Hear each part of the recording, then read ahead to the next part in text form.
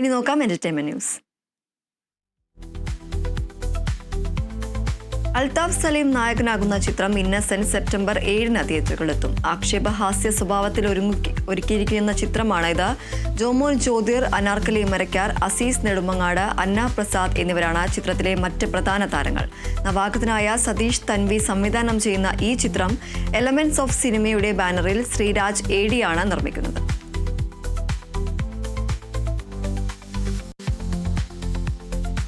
ഷറഫുദ്ദീൻ നായകനാകുന്ന ചിത്രം മധുവിധുവിന്റെ രണ്ടാമത്തെ പോസ്റ്റർ പുറത്ത്. ഷറഫുദ്ദീന്റെ ജന്മദിനം പ്രമാണിച്ചാണ് ഈ പോസ്റ്റർ റിലീസ് ചെയ്തത്.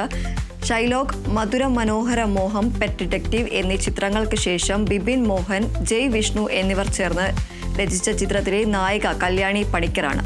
കല്യാണി പണിക്കർ ബിഗ് സ്ക്രീനിൽ നായികയായി അരങ്ങേറ്റം കുറിക്കുന്ന ചിത്രം കൂടിയാണിത്. ചിത്രത്തിന്റെ ഫസ്റ്റ് ലുക്ക് പോസ്റ്റർ നേരത്തെ പുറത്തു വരികയും മികച്ച പ്രേക്ഷക ശ്രദ്ധ നേടുകയും ചെയ്തിരുന്നു.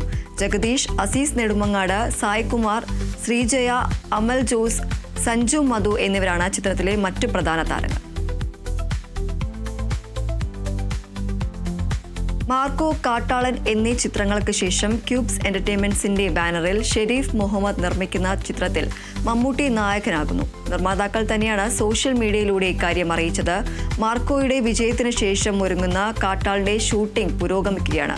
അതിനുശേഷം ക്യൂബ്സ് എന്റർടൈൻമെന്റ്സിന്റേതായി പുറത്തു വരാൻ പോകുന്ന ഏറ്റവും വലിയ പ്രൊജക്ട് ഈ ചിത്രമായിരിക്കുമെന്നാണ് വിവരം.